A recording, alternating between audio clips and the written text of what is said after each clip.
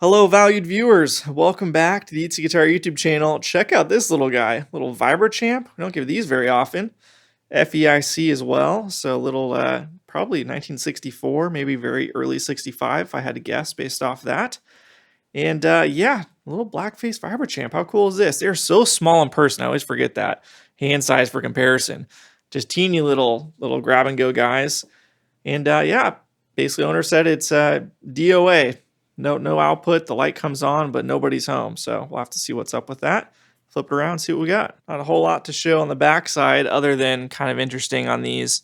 There's no actual connections on the back panel versus like any other blackface amp, for example. We can look at this. Or even a Silverface. These are obviously bigger amps. You get the idea.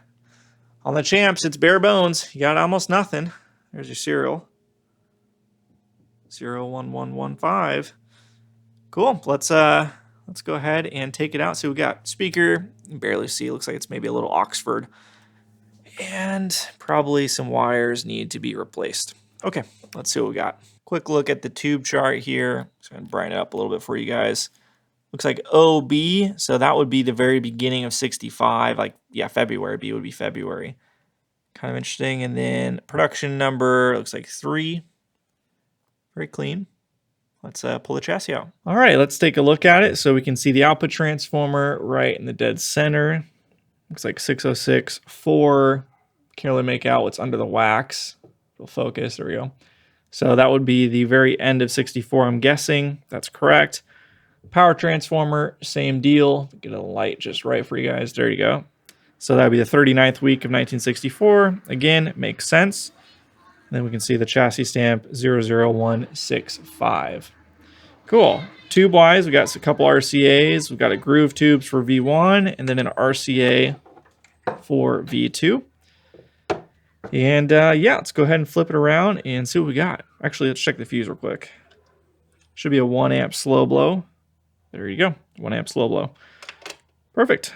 Good to see that. So let's go and flip it around. Okay, well, what I see is largely all original, but I do see an immediate problem, probably the source of the problem, to be honest. We can see this resistor right here. This would be your cathode resistor. Same as cathode bias is completely toasted. Let me zoom in a little bit on that.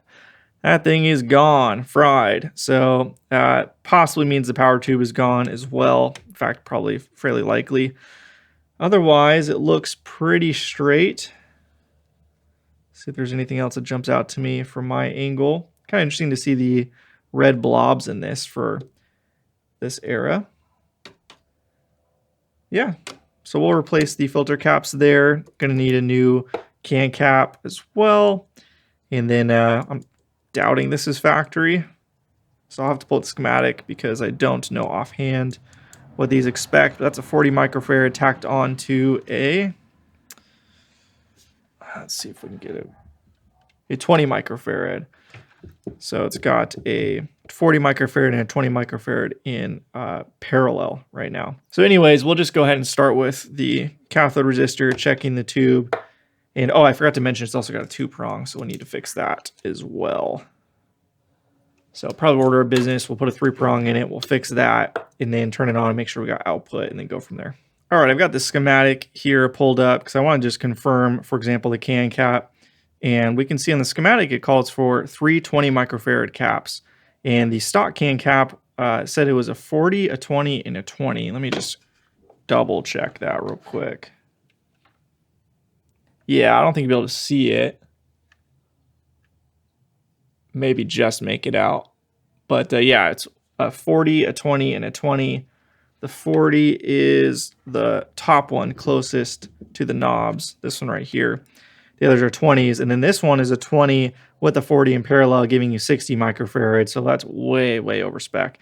So yeah, that's not what you want. So definitely gonna want to redo all of that over there. But this is very clearly, visually, a damaged part there. So I want to take care of that. But yeah, we'll go ahead and run through it all. One interesting thing to note too, over here on the power transformer, if I zoom in a little bit.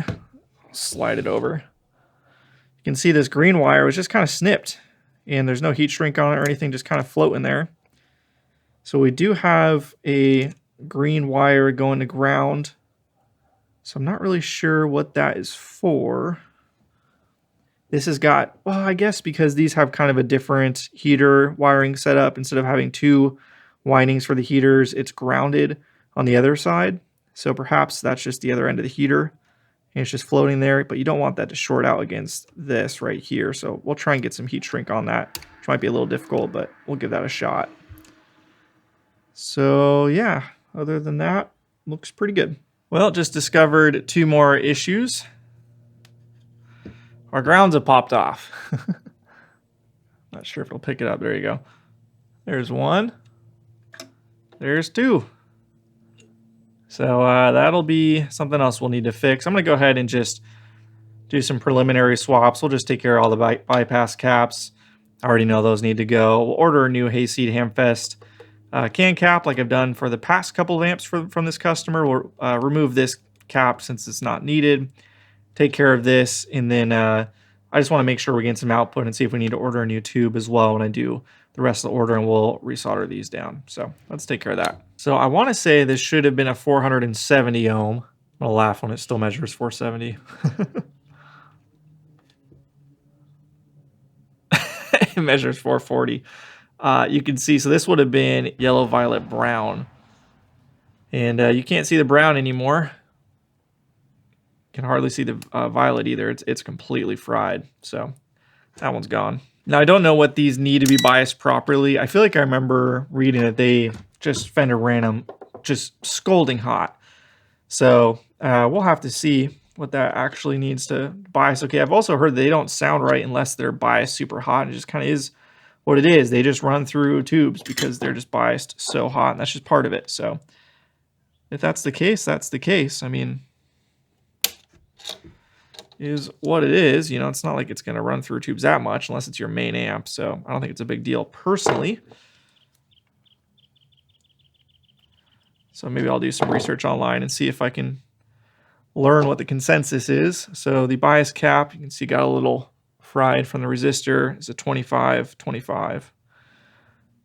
So we'll throw in a 25-50 there. And then I'll do this. Push it down so I get a little bit more slack, and then bend it over. So we're going to go with a 3 watt. This original spec is a 1 watt, so this will be a 3 watt 470 ohm. And then if we need to replace it with something larger or smaller, we can do that. And then for the bias cap, 25 microfarad 50 volt mod, and these are kind of my preferred brand from Amplified Parts. Link below if you're curious on those. Use them for just about everything, and we'll use those across the board for all of these bypass caps. I think they're all 25s, looks like it. Let's see what this one is. No, this one's a 10 microfarad. Interesting. We'll probably still use a 25 there. Not that big of a difference. I have some 8s. Actually, I can use an 8 there. So, okay, cool.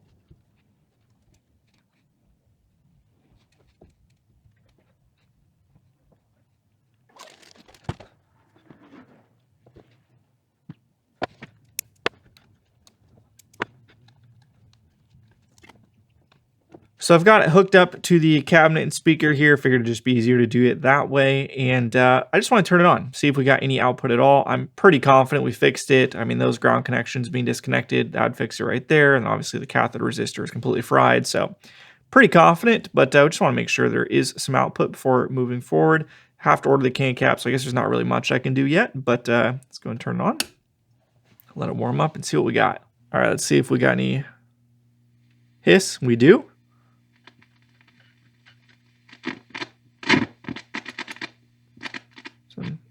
Dirty pots there, but we definitely have output. Just good. See if the trem works. I believe the trem should work without the foot switch. And it does. There's definitely some artifacts going on with the trem going. But it works. We haven't checked the bias yet, so I don't want to run it too long here, but just wanted to see where we're at. But that's promising. Promising good stuff. While I have it on, I do want to quickly just check. Confirmed.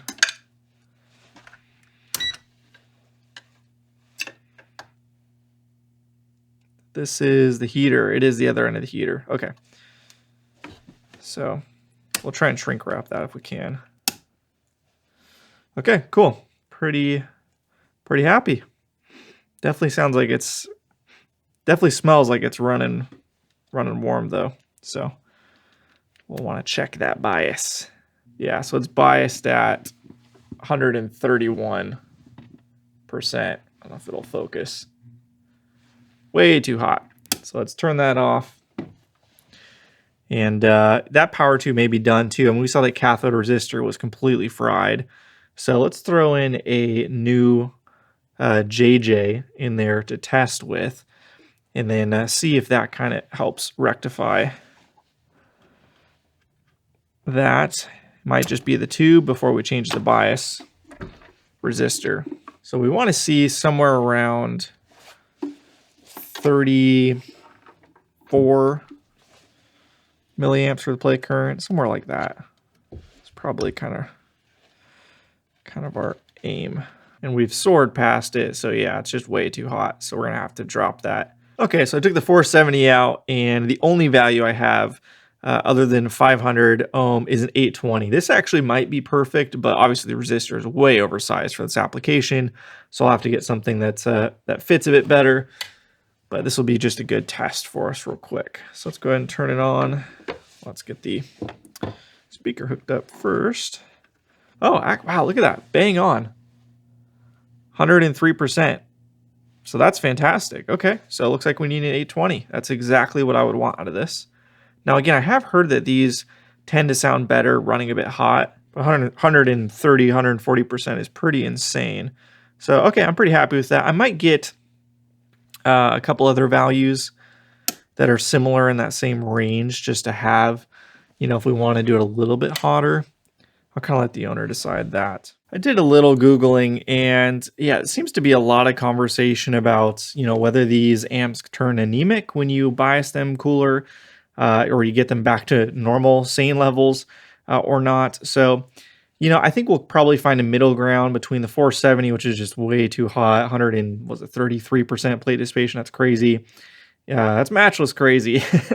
Versus, having it perfectly at 100% like the 820. So maybe we'll land in the 650 range or something like that to still have it run hot. But if we do want to do that, I do think it's beneficial to add a screen grid resistor between pins 4 and 6. So you'll be moving these two connections on pin 4 to pin 6, and then having the resistor 470 ohm 3 watt, just like what we used originally for the cathode resistor.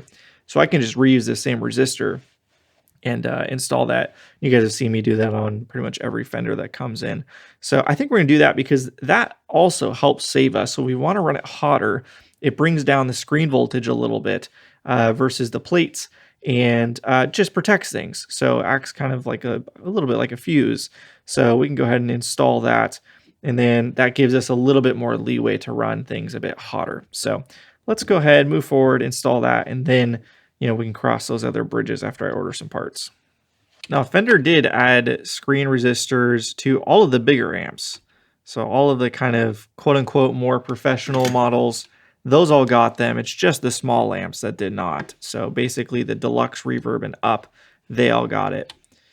So I'm hoping this will be long enough to reach. That'd be a big bummer if it wasn't. Okay, so with that, we'll go ahead and end for now and pick it up once we got more parts.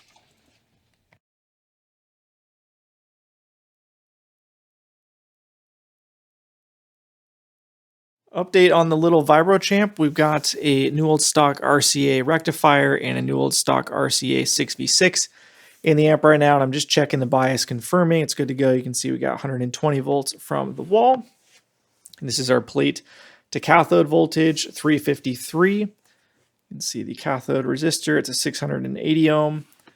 And then the plate connection right there. So we got 353. And we'll go ahead and move that over here to see across the cathode resistor, 26.3. So let me pull out my phone real quick. We'll see what that gives us. 26.3. Already measured the resistor. So it's 353.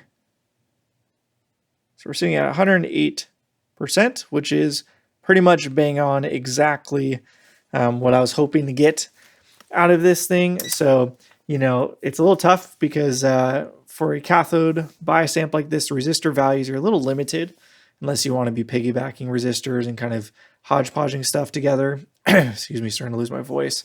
So it's a 680 ohm, cathode resistor in there. The next value up from that would be 820. So that's too big of a jump, and it would be too cool at that point. So this is perfect.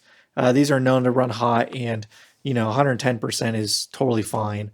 So yeah, everything's looking good. Really, really silent operation.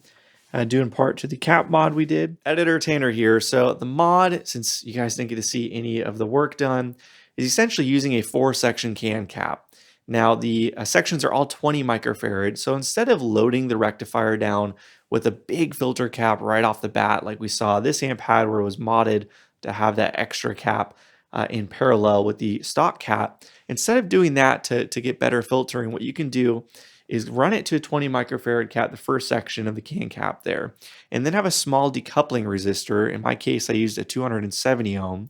Then that goes to another 20 microfarad cap, and then that feeds the B plus of the amplifier, feeds the 1K, the output transformer, center tap, and so on. So you get all this extra filtering, you get a lot of hum reduction, but you don't have extra strain on the amp. So just a good idea in general for these sort of things, and yeah, really easy to do. And then other mods, you guys will see close-up B-roll of the stuff I did, but we added safety diodes, a 3-prong, of course, and dialed in the bias and all of that. So yeah, lots of good stuff. Unfortunately, you guys didn't get to see any of the work, but anyways, we'll carry on. And I'm just really pleased with this thing. So I'm not sure if I'm going to get a chance to play this before the owner comes and picks it up. Maybe that'll be a follow-up or something, but really, really stoked with how it came out. Get one more little glance at it. I love me a good chassis ground.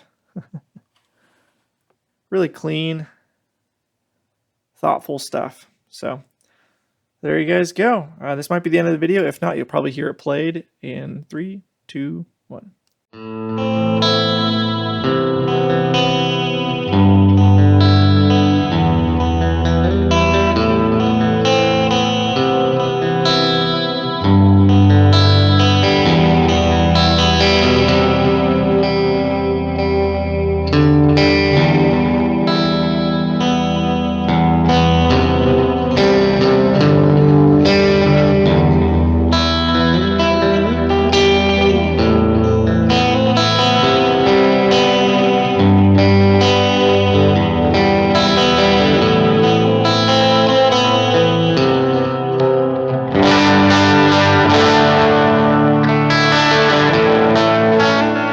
Thank you guys so much for watching. I really appreciate you guys tuning in to this very nerdy content I post here on YouTube. So yeah, give the video a thumbs up if you enjoyed it. Subscribe if you like this sort of stuff. Lots more coming. Many crazy cool amps coming up very, very soon. And until next time, see ya.